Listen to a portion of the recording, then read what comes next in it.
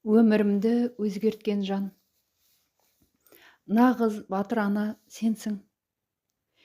Үйге келсем қарындасым, анам саған лагерде дұрыс киініп жүрсін деп қарызға киім алып, қайтарға қаражаты болмай, ауылға қарызға таксимен келді, деді. Осы сөзден кейін көңілім босап кетті. Не деген тәуекел десеңші. Анадан асқан жан асыр жан бар ма? Бала кезде өте тұйық болдым. Ешкіммен ашылып сөйлесіп кете алмайтын мінезім көп нәрсеге кедергі келтірді. Ойыңды ашық жеткізе алмау өзіңе деген сенімсіздікке әкеп соғатыны рас. Томаға тұйық балаға жақсы орта қажет-ақ. 10-шы сыныпта Қаратаудың етегіндегі тау самалы лагеріне бардым. Гүлсара Қалжанова апай қазір өз туысымдай болып кетті. Аудандық білім бөлімінде қызмет ететін. Біздің отбасыға кезекті қамқорлығын жасап, барын салып, лагерге тегін жолдама алып берді. Сыртқа шығып, үйренбеген үй баласына үлкен ортаға үйренісіп кету оңай ма? Лагердегі алғашқы 10 күн қобалжумен, ал одан кейінгі 10 күн жаңа достарымды қимастықпен өтті. Келген күні ауылға кетем деп қылық шығарғам. Ал ауылға қайтар сәт келгенге лагерден кетпеймін деп бір шулатқам. 20 күнге созылған жазғы демалыс өмірімді түбегейлі өзгертті. Алғаш сахнаға шығып, ән шырқадым. Онымен қоймай, лагердің салтанатты жабылу жиынын жүргіздім. Гала концерт арасында ән айтып, микрофонды ешкімге бермеуге тырыстым. Сол кезде лагер директоры арнайы келіп, қолымды алып, алғысын білдірді. Әрине, бұл 10-шы сыныпта оқитын оқушы үшін үлкен мәртебе еді.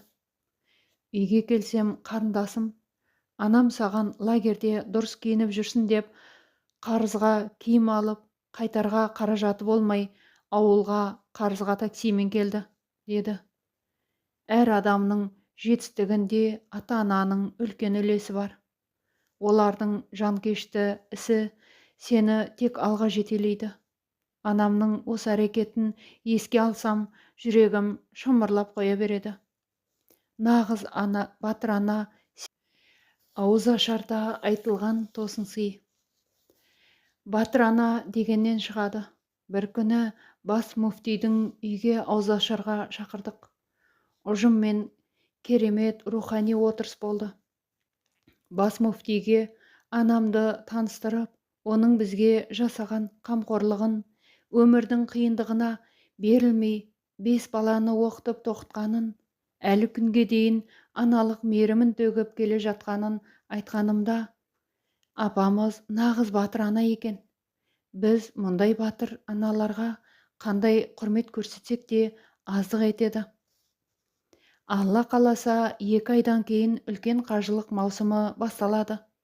Біз сіздің батыр анаңызға үлкен қажылыққа тегін жолдама береміз. Қасиетті Қағбаның қасында бізге, діни басқарма ұжымына, халқымызға, еліміз бен жерімізге аналық жүрекпен дұға етсеңіз болғаны, деді. Бас мүфтидің біз күтпеген тосын сыйы ауызашарға жиналғандардың жүрегін елжіретіп жіберді. Біздің де көзімізден ыстық жас ытқып кетті. Сол кездегі анамның қуанышын, сезімін сөзбен жеткізу мүмкін емес. Алланың қалауымен сол жылы үлкен қажылығын өтеп келді. Бұл да бір Алланың ұлы сыйы мен нығметі екеніне шүбә жоқ. Муса пайғамбардың жәннаттағы серігі. Осы ретте мына оқиғаны баяндап бергенді жөн көрдім. Бір күні Муса, оған Алланың сәлемі болсын, пайғамбар Алладан жәннаттағы серігін көрсетуін сұрайды. Сол кезде Жебірейіл оған Алланың сәлемі болсын періште келіп, сенің жәннаттағы серігің пәленше жерде тұратын пәленше деген қасапшы деп жауап береді. Мұса қасапшының дүкеніне барған кезде ет сатумен айналысып жатқан жас жігітті көреді. Мұса жігіттің іс-әрекетін жақыннан бақылайды, бірақ ешбір ерекше істі байқамайды. Түн болған сәтте қасапшы бір жапырақ ет алып үйіне қайтады.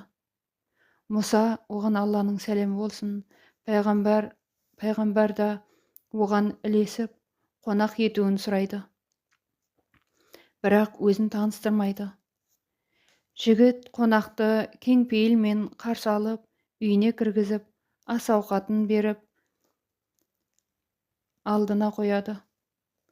Мұса бақылауын жалғастырды.